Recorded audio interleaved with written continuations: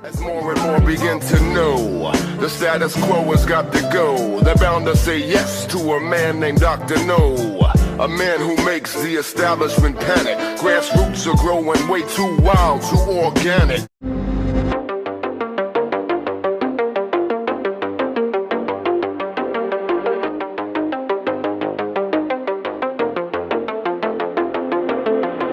So CNN reported on Thursday that U.S. officials believe that Israel is planning to launch a ground invasion into Lebanon in late spring or early summer if a diplomatic solution is not reached.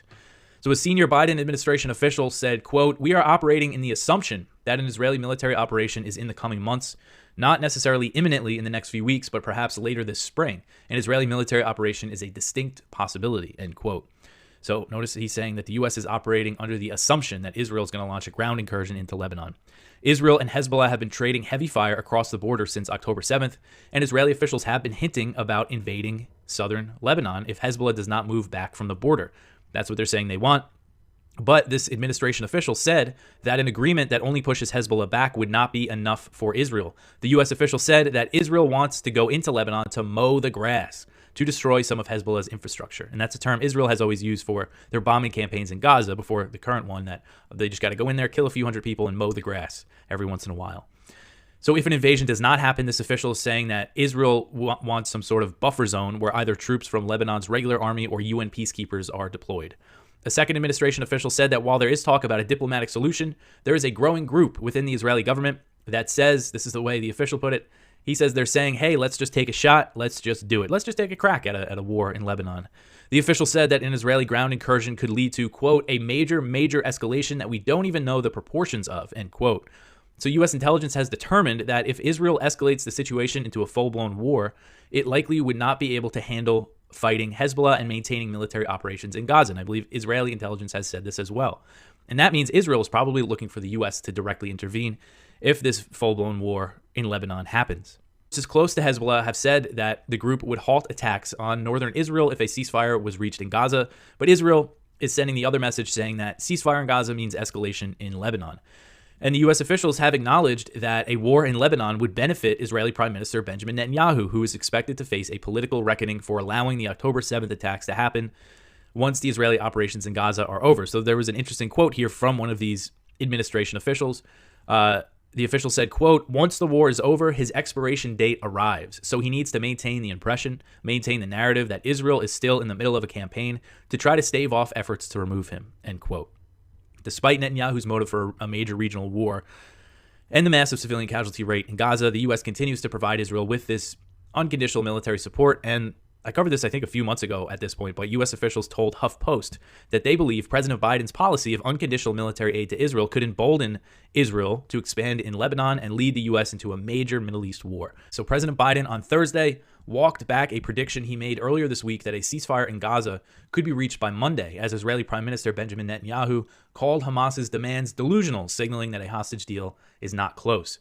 So Biden was asked, do you still think a ceasefire is possible by Monday? That's something he predicted earlier this week. And Biden said, quote, "Hope springs eternal. I was on the telephone with the people in the region. I'm still probably not by Monday, but I'm hopeful," end quote. So when Biden first predicted a ceasefire by Monday, both Hamas and Israeli officials said that he spoke too soon. Hamas officials have said the main gap right now is still the fact that they want a permanent ceasefire. They want the Israeli troops to withdraw, and Israel clearly does not want that. And the U.S., they just want to pause the slaughter of Palestinians. So in Tel Aviv on Thursday, Netanyahu placed all the blame for the lack of a deal on Hamas. He said, quote, "We face a brick wall of delusional, unrealistic Hamas demands," end quote. And he added that Hamas, quote, "knows its demands are delusional and is not even trying to move close to an area of agreement. That's the situation," end quote. You remember Netanyahu rejected Hamas's last offer, which was a 135-day ceasefire and the release of all the Israeli hostages, the release of about 1,500 Palestinian prisoners. And the goal was to reach a lasting deal at the end of that. So Russian President Vladimir Putin said in a speech on Thursday that Russia's nuclear arsenal is in full combat alert, a warning that comes after French President Emmanuel Macron said the idea of NATO deploying troops to Ukraine was not ruled out. So Putin said this in an address to the Federal Assembly, which is both chambers of the Russian parliament. He said, quote, "The strategic nuclear forces are on full combat alert and the ability to use them is assured," end quote. And then later in the speech, he specifically addressed the talk of NATO sending troops to Ukraine. He said, quote, "They are selecting targets to strike on our territory and contemplating the most efficient means of destruction," end quote. And there he's likely referring to U.S. and NATO intelligence support for Ukraine. He went on, quote, now they have started talking about the possibility of deploying NATO military contingents to Ukraine. But remember what happened to those who sent their contingents to the territory of our country once before. Today, any potential aggressors will face far graver consequences. And he says Russia has weapons capable of striking targets on their territory, end quote. And he also said that the West was spooking the world about the threat of nuclear conflict and asked if they really know what that means. So that's his response to what Macron said. And now let's see, after Macron made those comments, there was a big uproar, but he is doubling down on this idea of not ruling out sending troops to Ukraine. So Macron, the French president, on Thursday stood behind his comments about NATO not ruling out sending troops to Ukraine, despite the uproar that it caused and the warning that it drew from Russia. He told reporters, quote, these are sufficiently serious issues.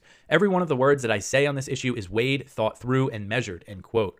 So he said, he thought it all out when he made those comments, and here he is doubling down. And this is on the same day that you have Russia talking about nuclear weapons and issuing this warning to the West, but that does not faze the French president. Here's Gerald Salenti with today's trends in the news. Tech-heavy NASDAQ jumped nearly 1% to close at an all-time high. The S&P also closed at a record low. Yep, the Dow Jones Industrial ticked up. And all the reason because data showed Federal Reserve's preferred measure of inflation didn't exceed Wall Street's forecasts. Meanwhile, the pending home sales dropped in January because the mortgage rates are so high, and they're down almost 5% for the month, and that's worse than what they projected at 2%. So yeah, the markets are going up. It's a one-man game. I mean, the bigs own everything, and they're in control. Magnificent Seven. Isn't that a nice name? Magnificent. They're so magnificent. So yeah, the equity markets are where they are. Oil prices, the Brent crude is still hanging around that $84 a barrel, and if the Israel war keeps heating up, you're going to keep go up more. And the Ukraine war is going to heat up again. They're not going to back down. The United States and Europe, they're going to do everything they can to ramp this up. So, and in crypto's, you sort of hit 63,000. Now it's around 62,000. And again, we call this point for point in your trends journal. We're very bullish on Bitcoin and gold. Gold today closed around 2,042. And again, when they start lowering interest rates, the dollar's going to go down, because the dollar's only strong because interest rates are so high. You got this U.S. debt load at over $34 trillion. It's a fucking joke. And the weaker the dollar gets, the stronger gold gets. So again, besides my guns, gold, and a getaway plan, because we're going into very dangerous times, and I've been doing this for 44 years, I've never seen anything as dangerous as we're facing right now, geopolitically, socioeconomic-wise. And so those, again, we don't give financial advice. We give you our trend forecasts, our trends analysis, trend forecasts, and you do what you want to do. So, by the way, the Wall Street Journal, it really is the Wall Street Journal. There's not a story here worth front page. McConnell to resign as GOP Senate leader, big fucking deal. Supreme Court agrees to hear Trump's claim on immunity, big fucking deal. Contrarian at the Fed picks up his own followers, big fucking deal. New York accuses meatpacker of lying about climate. Again, and then they used to have on the second page, Supreme Court weighs bump stock ban. I buy this thing for data. They used to have some great analysis by their Wall Street Journal people. All gone. They've been firing people one after another. Cooling demand puts electric car startups in a bind, is one of the articles they have in the Wall Street Journal. Go to your top trends for 2024. And what do we have? EV, FU. We've been warning about this for years. It's an overhyped electric cars. They're fucking batteries that were invented in 1800. Again, instead of putting all the money into the military-industrial complex, if they put this money into research and development, we'd have clean everything. And again, Eisenhower, 5-star general, supreme commander of the Allied forces, 2-term president, warns the American people that the military-industrial complex is robbing the nation of the genius of the scientists, sweat of the labors, and the future of the children. And here we are. We're the future of the children. We're plantation workers of Slavelandia as the rich own everything. And the military-industrial complex, the scientists. If scientists would have been putting their money into things that help humanity. Fuck that. Only war machine. And you know what they're going to do in the EU? Or is it the FU? They're putting a bill in to ban repairs on cars that are 15 years old. Yeah. Again, they're poisoning us in a million fucking ways, but climate change. And again, I have a 1994 Audi, so I guess I wouldn't be allowed to live in Europe. And then we have the warmonger that plays our Secretary of Defense, Lloyd Austin. Yeah, guy that loved to kill people in Iraq and Afghanistan. His former job was sitting on the board of directors of Raytheon, the second largest defense contractor in the United States.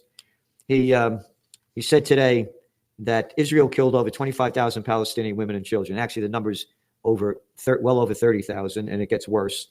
And he goes on to say that Austin said that, again, this is the former Raytheon board member, said that the U.S. has provided Israel with 21,000 munitions since October 7th, which does not include the American-provided bombs Israel, of course, is armed with, as it receives almost $4 billion a year in military equipment. As the plantation workers of Slavelandia, you can't pay your rent. The railroads are a piece of shit. Subways are a night in Calcutta. The homeless are all over the fucking streets. Migrants pouring in. But hey, that's okay. Don't get excited, Celente. You're listening to Part of the Problem on the Gas Digital Network. But let's go through a little bit more of this. And this is just some of what was done, okay? What's some of what the American presidents have done during all of this time period? Okay, George W. Bush also tore up multiple treaties that we were in with Russia. Every single one of the presidents that he just named oversaw NATO expansions moving east. George W. Bush also put dual-use rocket launchers into Poland when his justification was that they were there to make sure that Iran can't nuke Europe with the nukes that they don't have. But Vladimir Putin saw this as a direct security concern. He's mentioned it over and over and over, the latest of which was in the interview with Tucker Carlson, but he's talked about this in almost every speech he's given that I've read or listened to over the last 10 years. Okay, so there's George W. Bush, and I'm just rattling off some. We could go on this for a long time. Barack Obama attempted to overthrow an allied government of his in Syria, and he successfully backed the overthrow of the government in Ukraine. These are kind of big deals. We didn't even mention arming the jihadists in Chechnya, but whatever. So Donald Trump tore up the INF treaty, or withdrew from the INF treaty. Donald Trump sent weapons into Ukraine while they were in the middle of a civil war that was a direct result from the coup in 2014 that Barack Obama and Joe Biden backed. You can go listen to the Victoria Nuland phone call, right? When she's talking about how she goes, we're in play. We got to glue this thing. Here's who's going to be in the new government. Here's who's not going to be in the new government. And who do they say is going to get on the phone to give him an attaboy? She says Joe Biden, the vice president at the time, who was very involved in the Ukrainian policy, part of the reason why his son got such a sweetheart deal from that Burisma Ukrainian gas company. So yes, I mean, Ben Shapiro, if you just want to have the most superficial way, like if your understanding of politics is like, I watch The View once a week, then yes, this would be what you know, that the president said nice things about Putin. If you actually like read books and know what actually happened, no, they were all taking more and more aggressive postures toward Vladimir Putin. And Putin, during this time, was over and over again asking them to stop. Even asking to join NATO at one point. Anyway, it's just there's much more to this than Ben Shapiro is explaining. And of course, he's doing this because, as all these war hawks do, they start from their conclusion and then they work backward. The conclusion is, we want to support this war.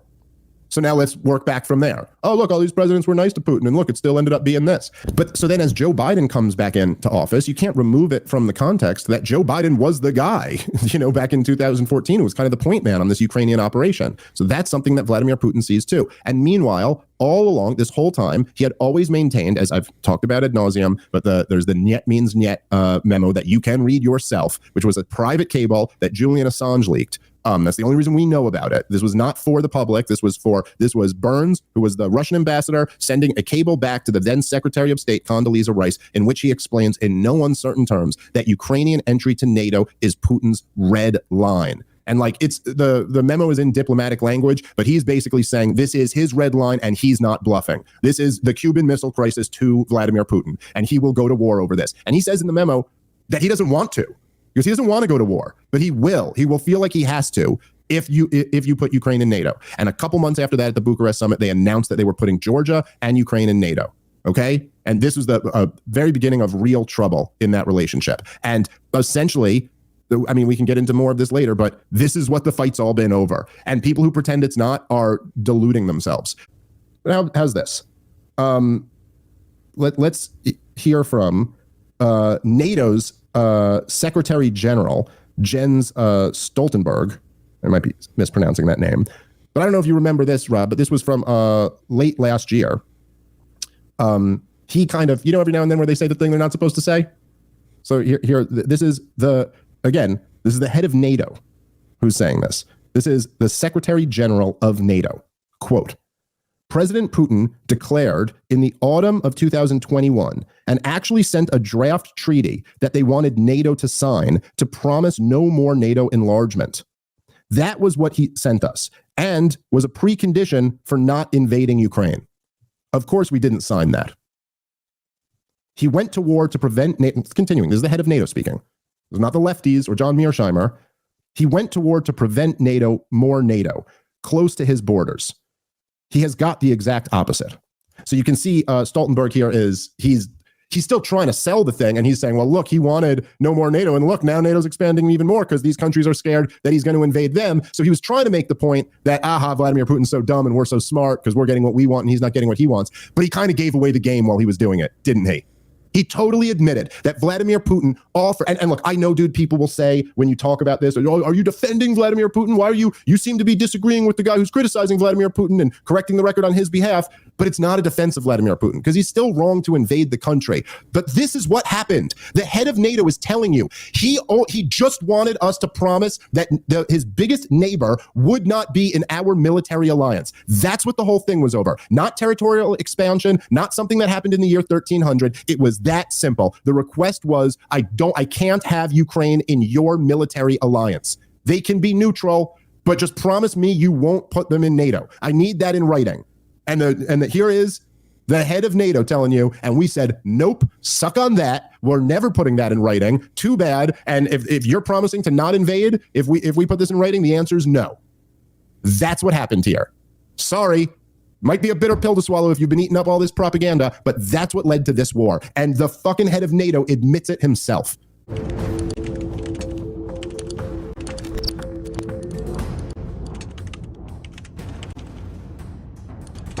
Now, in Arizona, they actually did move forward with some of this as well. A bill that just passed yesterday in the state Senate has to go through the House. This is Senate Bill 1633, would establish a bullion depository in the state of Arizona.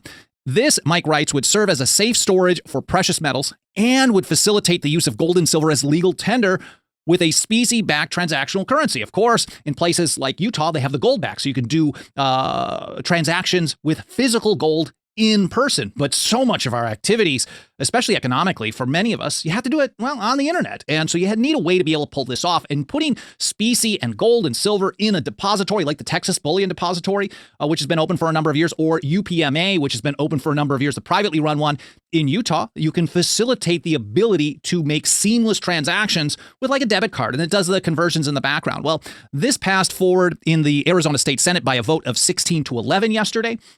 And here from Meharry, he also points out that they set up in this legislation the ability to hold reserves. The state treasurer, he says, may deposit a portion of state monies in the depository in the form of bullion. And that bullion deposit is considered part of this state's financial reserve. So weathering a really nasty financial storm, one of the best ways is going to be to use actual money rather than FRNs, that dirty government fiat. Private individuals and businesses would also be able to deposit bullion in the depository. And of course, they want to enable day-to-day transactions. And here from the legislation, a person or this state that holds the transactional currency with 100% backing in gold and silver may use that transactional currency as legal tender to pay a debt, or may assign it to another person or to this state. Now, speaking of Indiana and a central bank digital currency, they were the first to take that small step of removing it from the definition of money under the UCC. Now they're doing the follow-up. The ground of liberty, Thomas Jefferson told us, is to be gained by inches, because it takes time to convince people what is even for their own good. You have to keep pushing forward. We have to eternally press forward for what is yet to get. So last year, they removed a central bank digital currency from the definition of money under the Uniform Commercial Code. Now, some people who know what they're doing could do an end run around that, but it's still a step forward. Now they're following up with Senate Bill 180, which already passed both houses. It's off to the governor for a signature or maybe a veto. And this would prohibit state agencies from accepting payments made with a CBDC for any service, tax, license, permit, fee, information, or other amount due to the government body. It would also bar government agencies from requiring payments to be made with a CBDC. So it passed the House by a vote of 83-11, easy peasy, and unanimous in the state Senate. So that is in Indiana. Another big piece of the police state is civil asset forfeiture. It's legalized government robbery, and we never report on things happening positive in New York, but, well, never say never, right? Because on Tuesday, Mike Meharry writes, a New York Senate committee passed a bill that would not just reform civil asset forfeiture and make it look pretty on the outside, but it completely eliminates the program, eliminates civil asset forfeiture, and replaces it with a criminal process. In other words, we can only say that you lose this property if you gained it through the commission of a crime and you've been convicted of that crime. Now, yes, most criminal laws probably shouldn't exist, but that's another step forward that needs to be dealt with later. So passage of this one would also opt the state out of a vast majority of the federal civil asset forfeiture program called equitable sharing, which helps states do an end run around any restrictions. So that is in New York, Senate Bill 2192.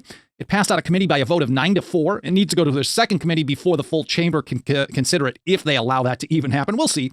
And in Maryland, a House committee just this week held a hearing on a bill to strictly limit the ability to carry out no-knock warrants. I would say, I'm sure there's a little loophole in there, but on its face, it looks like they've basically ended the process if this were to pass. So the legislation would prohibit judges from issuing no-knock warrants completely. Basically, those described as a search warrant that authorizes the executing law enforcement officer to enter a building, apartment, premises, place, or thing to be searched without giving notice of the officer's authority or purpose. And any warrant would also require officers to execute them between the hours of 8 a.m. and 7 p.m. And any warrants, any searches ever executed at a residence would be required to contain these parameters to be valid. So it actually was given a hearing. In most situations, a decent bill like this doesn't ever even see the light of day. So there's been some grassroots support of House Bill 27. We'll be keeping an eye on that as well. Now, point out a new bill that was just filed in Kansas, the Gun Rights Preservation Act, House Bill 2803. It would prohibit an agency of the state, a political subdivision of the state, and their employees from knowingly and willingly participating in any way in the enforcement of any federal act, law, executive order, administrative order, rule, or regulation regarding a firearm, accessory, or ammunition against a law-abiding citizen. And how they define law-abiding citizen is a person who is not precluded under state law from possessing a firearm. Now, I don't like any state gun laws either, but this is really kind of moving it closer to home and saying we will not participate in the enforcement of any federal gun laws on the books, past, present, or future. And from Mike Meharry, it would also prohibit the utilization of any assets, state funds, or funds allocated by the state to local entities for the enforcement of or aiding a federal agency in the enforcement of the same. And a very similar piece of legislation was just introduced last week in Alaska, House Bill 372. They call it the Second Amendment Preservation Act. Pretty good name there. Basically banning the state from participating in enforcement of federal gun control, past, present, and future. We know the ATF, they have like 5,100 employees. About a third of them are in administration, and they only have the capacity to close somewhere around 8 to 10,000 cases per year with support from the states. Now, that's 8 to 10,000 cases too many. But as long as the states keep backing off and the people keep standing firm, those numbers will go down significantly. Well,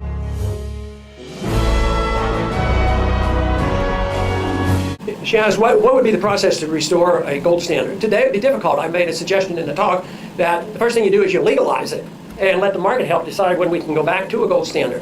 It would be best to be international, but if we wise up, somebody in the not too distant future will have a gold standard. It may be India or somebody, or China, because they're buying the gold in the West, and European countries and others are selling gold, and the gold is going east. But we could do it. We could lead the way, but it's rather dramatic. It's not likely to happen because it would require living within our means. We can't print money anymore. So that means no deficits. And the other thing it requires is that the people have to believe the politicians. So if I'm representing the politicians in the government, I come in and say, okay, we've decided to have our gold standard, and all we have to do is your dollar is going to be backed in gold at $2,000 an ounce, and everything is going to be okay, and we'll always balance our budget, and there'll be no excessive spending, and we're going to back off on these wars. Nobody would believe us. Now, the best example of this under different conditions was in 1875. See, they suspended the gold standard during the Civil War because once again, war comes, gotta have money, no more gold. So they suspended the gold standard. But times were different then, and they decided to go back to a gold standard. In 1875, they had a Resumption Act, and they designed a 3-year period to transition back to gold. And the price of gold was much higher than $20 an ounce. And they said, we're going to quit printing money. We're not going to run up these deficits. And they withdrew some greenbacks, and then withdrew them all.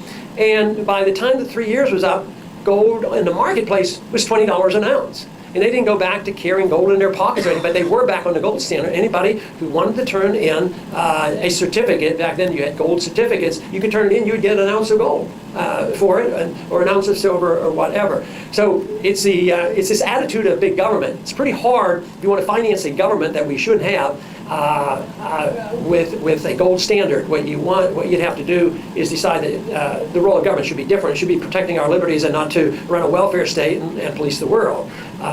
Maybe it'll be when the total collapse of the economy and the currency comes, that's when hopefully somebody will wake up and say, you know, what we have to have is sound money, and why don't we follow the advice of the founders.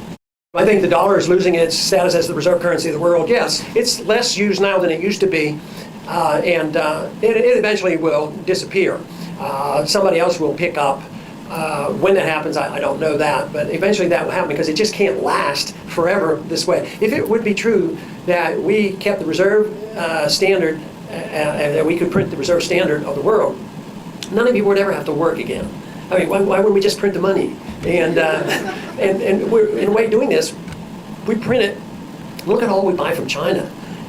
So everybody gets angry at China, but they're taking this paper and they're sending us stuff. But of course, we end up with debt. So it's not viable for them, it's not viable for us.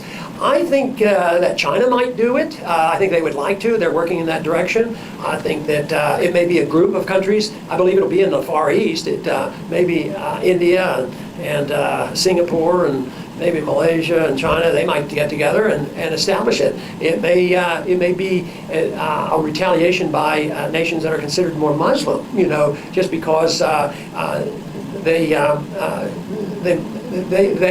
if they're involved with oil and other things like this, they might be able to do it, and if they're buying gold. So I think you'll live to see the day when the dollar will not be the reserve standard of the world, but that will be a rocky test on exactly what happened. But what could happen is, let's say that we wake up with realization, maybe then we would devise monetary reform that people would accept the dollar, you know, if it was guaranteed and convertible into gold. But right now, that's not likely to happen.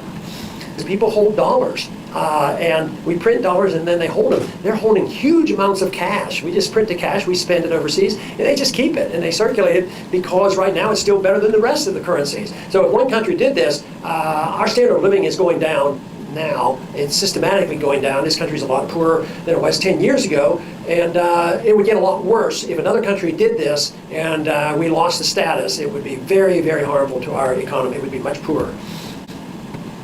The Constitution prohibits the states from issuing currency, but it also tells the states that they can only use gold and silver as legal tender. So if they lived up to that mandate, and because we do have American gold coins and silver coins, they should be allowed to use them. And they should say, well, we're only going to use gold and silver coin. The Constitution tells us to do this. But they had a lot of trouble with the states.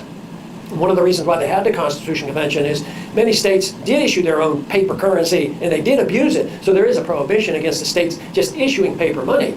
But to use U.S. gold and silver coins, I think this would be beneficial. I think educationally, that's why I like to see all these resolutions, you know, coming up in the various states, because it's calling attention to it, and that is what is required.